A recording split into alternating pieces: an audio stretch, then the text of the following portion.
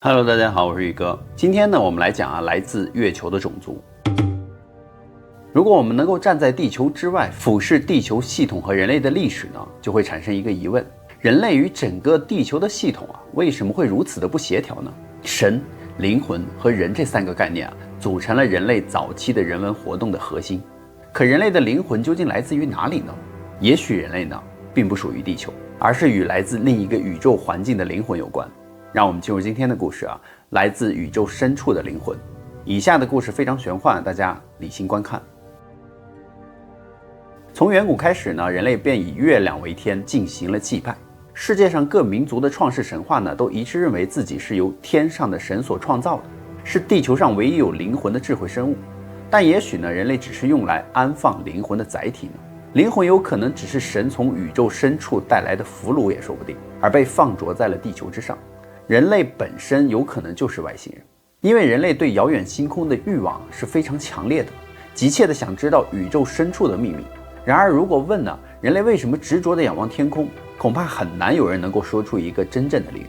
其实直到现在呢，科学家也没有告诉我们遥远的星系与我们今天的生活到底有何关系。我们对星空的痴迷完全是出于一种莫名的本能。不过大家千万不要认为现代人对宇宙的探索痴迷完全是来自于技术的不断进步。其实在技术很落后的古代呢，古人对星空的探索的热情与今天的人相比呢，有过之而无不及。翻一翻历史书呢，我们就会发现在技术水平那样落后的一个年代，古人却取得了非同一般的天文成就，这需要多么强大的精神呢？而这方面的证据是数不胜数的。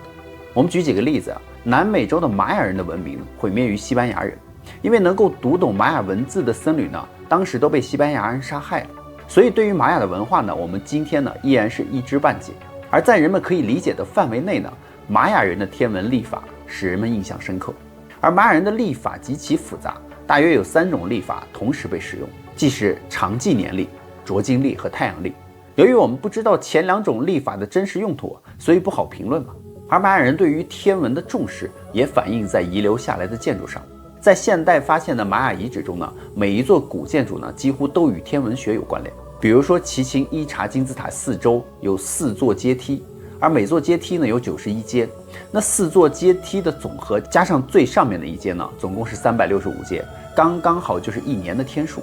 金字塔4面各有52个4角的浮雕，表示玛雅1世纪的52年。人们不理解这些天文知识与玛雅人实际的生活关系其实并不是很大呀。一个在丛林中落后的民族要如此精确的历法，到底要干什么呢？我们再来看埃及古埃及人在哲学和神学方面也没有给后人留下太多的东西，但却给人类留下了万年不毁的印记，那就是宏伟的金字塔。那最大的一座金字塔为胡夫金字塔，它建于公元前2700多年，塔高呢146.5米，塔底的边长是230.12米。金字塔旁边呢有一处金字塔的铭文是这样写的为法老建造起上天的天梯，以便他可以由此上到天上。那金字塔像是一座无言的丰碑，向后人呢讲述了那时候的辉煌。历史上的学者们更多的时候是喜欢从天文学的角度来看待金字塔。在1835年呢，法国的物理学家皮奥托呢参观了吉萨金字塔之后呢，就断定金字塔是一座巨大的日晷仪，可以称为世界上最早的天文台了。后来呢，学者们也确实发现了大金字塔与天文方面的诸多联系，比如金字塔的自重乘以1015呢，就等于地球的重量，而塔高乘以10亿呢，就等于地球到太阳的距离，而金字塔的底周长除以塔高乘以2呢，就等于圆周率。穿过大金字塔的子午线呢，把地球上的陆地、海洋还分成了相等的2半，而地球2极的轴心指向天空的位置呢，每天都在变化，经过2.5827万年的周期呢，绕天空1周就会回到原来的位置。且金字塔的塔基呢，正好坐落于地球各大引力的中心，所以很多文明还都提到过天狼星。那天狼星呢是属于大犬座，在中国呢属于28星宿的锦宿，距离太阳系呢约8.6光年远。它呢是冬季夜空里最亮的恒星，但是我们看到的呢只是天狼星 A 型，其实它还有一颗伴星称为 B 型，那是一颗白矮星，肉眼呢看不到。双星相距呢20个天文单位。在1862年呢，美国的天文学家埃尔文·克拉克呢就用当时最大最新的天文望远镜才发现了它的存在。这是西方人第一次看到了天狼星 B。但是在5000多年前古埃及人用艾瑟斯怀孕呢来比喻这个双星系统，这就让人感到万分的惊讶呀。不单是天狼星埃及人还关注许多的星辰，比如说神话里的欧西里斯呢，指的就是猎户座，它是最美丽的星座之一，距离我们大约1500光年远。那猎户座里面有3颗最亮的星嘛，排列成一条直线，就好像是系在猎户身上的腰带。而中国人呢，就用3星高照来形容一个人的好运气。在一次考古之中呢，埃及学家以及建筑学家亚历山大·拜德威博士呢，和美国的天文学家特林波就发现了大金字塔王殿南侧的通气孔在金字塔的时代呢，对准的正好就是猎户星座的那3颗星。这就再一次证明了，在古埃及的文明之中，天文学呢有着极为重要的地位。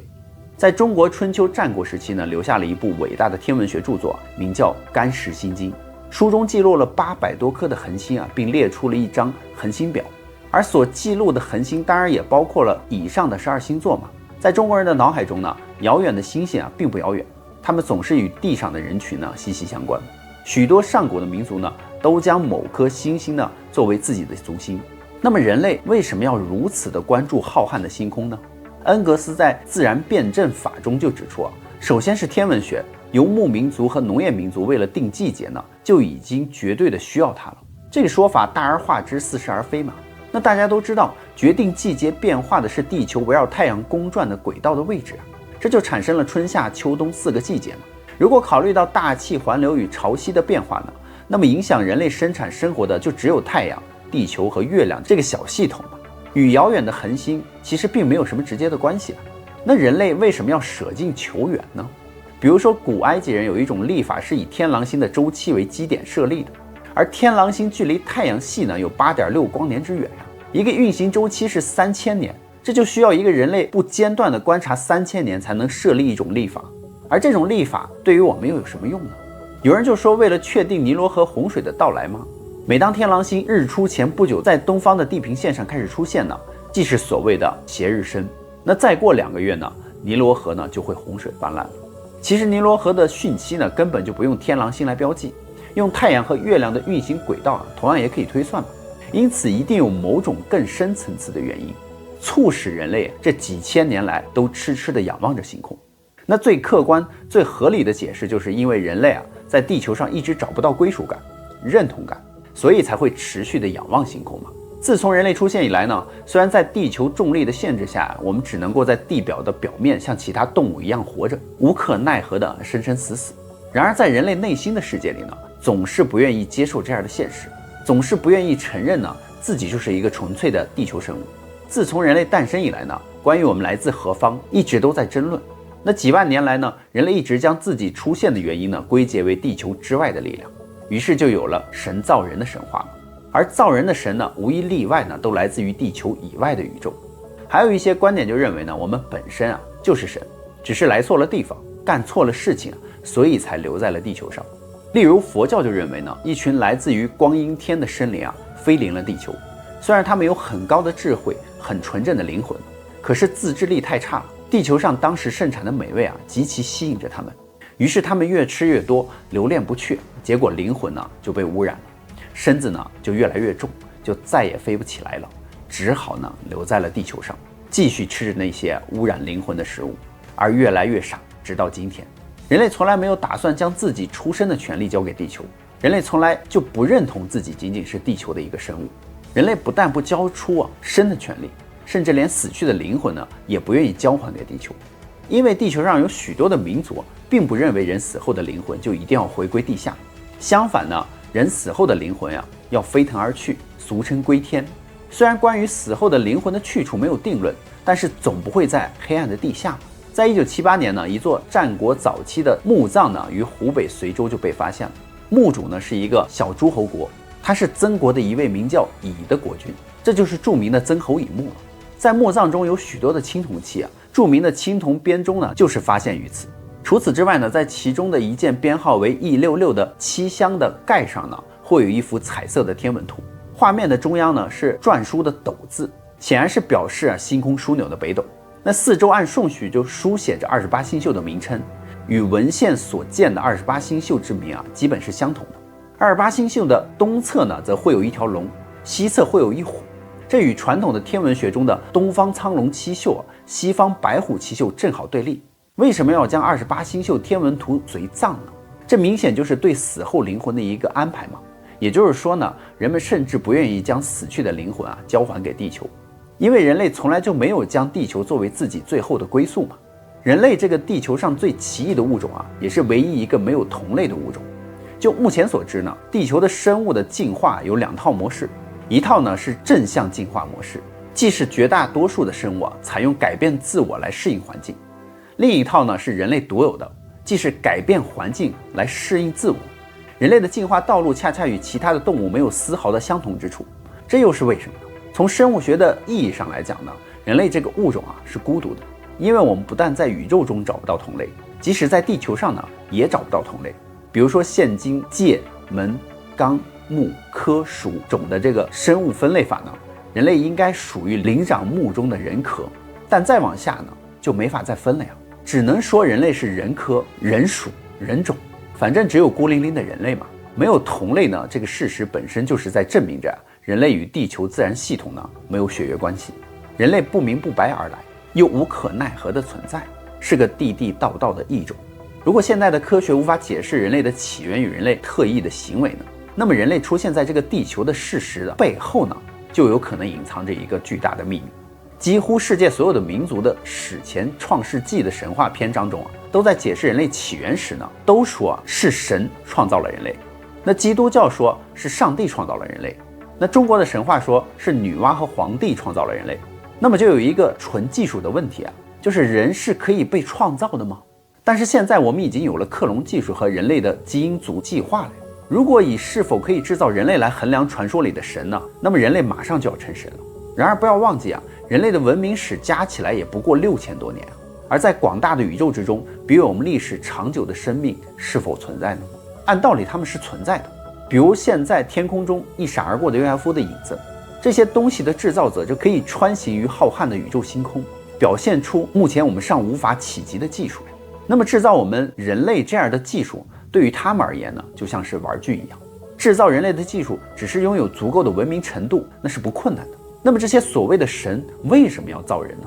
那些智慧非常高的宇宙组织来到了地球，只是出于寂寞和好玩才造了人吗？这就说不通了嘛。就好比我们建造一栋房子是为了住人，人体呢就像是一个器皿，如果没有装进一些特别的东西那与动物就没有什么分别了。在新约里面就多次说到人只是一个装东西的容器，所以神也是为了装东西而创造了人吗？那么神到底想往人的身体里装什么东西呢？综合各种神话我们再来看神是想往里面装一种叫做灵魂的东西，灵性或者是神之气、自信等等一类的东西嘛。只有装入了这些东西之后呢，人才能成为人。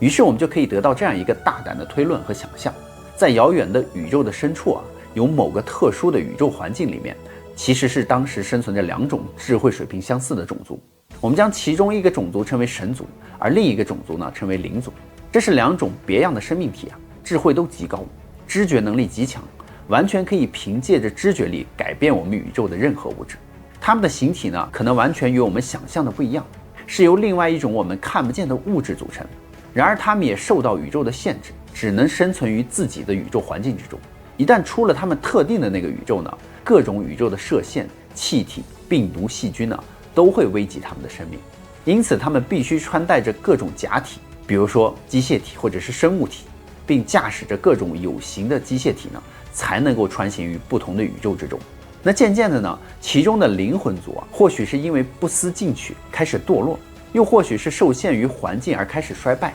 而神族呢渐渐开始强大了起来。当然这种强大不仅仅是技术和资源上的，还是精神层面上的。那在地球数万年前的某一天呢，2个种族之间发生了战争。那战争的具体过程我们就无从得知了，但结果却是明确的，就是灵魂族战败了。那神族呢在战胜了灵族之后，面临的首要问题就是如何处置灵族。在人类的概念中呢，对于战败之族无非就是屠杀、灭绝、奴役、流放这几种。或许在他们那个宇宙环境中呢，根本就没有奴役与灭绝这些概念。于是神族最后决定呢，将战败的灵魂一族永远的赶出原有的宇宙空间，流放到一个遥远的宇宙边缘。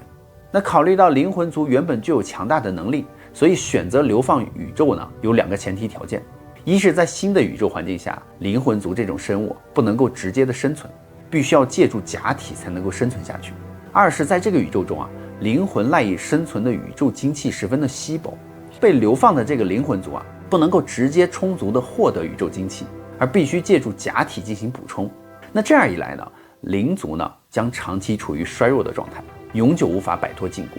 于是神族就派出了一支小分队，也就是后来被人类称之为神，可能只有8位，驾驶着一艘巨大的飞船呢，也就是现在的月球，驶往了宇宙的边缘，寻找合适的流放之地。那在地球时间5万年左右呢，这支小分队就来到了银河系，找到了地球。这里远离宇宙精气的中心地带，那宇宙的精气十分稀薄，所以这个灵族呢就无法自主的获得足够的能量。而在这种环境中呢，灵族无法直接生存，必须依赖于假体。于是神族的8位神呢，就利用地球已有的动物基因开始为灵族制造了假体，也就是人类了。起初呢，神族尝试制造过许多的假体，但都无法达到要求。无奈之下呢，只好按照神族自己的假体标准并经过了一系列的技术调整，最后创造出了人类。这也许就是神按照自己的模样造了人。因为人类的这个假体原本就是神族嘛，所以神族可以自由地出入自己的假体，而不受假体的制约。但灵族呢，可能受到某种的限制，不能够自由地出入假体。一旦进入呢，就必须伴随假体一生，并且呢，在不同的假体之中世代轮回，以获得微薄的宇宙精气。由于长期的在假体之中生存当假体发生变异后呢，灵族呢反而就受到了假体的制约。随后就发生了一系列的故事。假如这个假体的推测是正确的话，我们将得到一个非常重要的结论那就是人类的灵魂之所以长期无法解脱，长期的轮回而不去，是因为极度虚弱，不能够获得足够的宇宙精气。这个结论非常重要，它将决定灵魂解脱之路以及人类存在的意义。那么好了，故事呢，宇哥也就讲完了。